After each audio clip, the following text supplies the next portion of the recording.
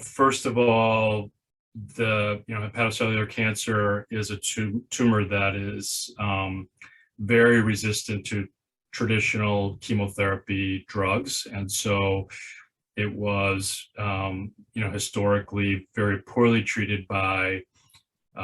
standard systemic chemotherapy, and therefore people taking care of those patients were looking for different alternatives to improve the outcomes of their patients. And another point is that it is a disease that starts in the liver, and very often, in fact, the majority of time, it remains confined to the liver, so it doesn't metastasize until very late in the disease. And therefore, because we have a lot of different ways that we can access the liver, we can control the disease burden in a large majority of patients over many years and allow them to still have a very, very good quality of life because they're not being consistently treated with systemic therapy and having side effects nonstop.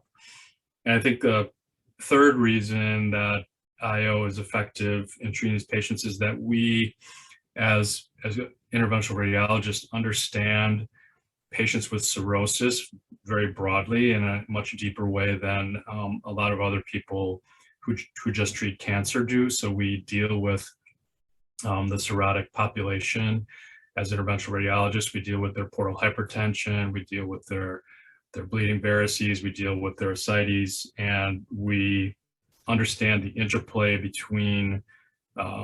liver function and cirrhosis, and when we can push the envelope with liver-directed therapy for treating cancer. And there's really no other practitioners who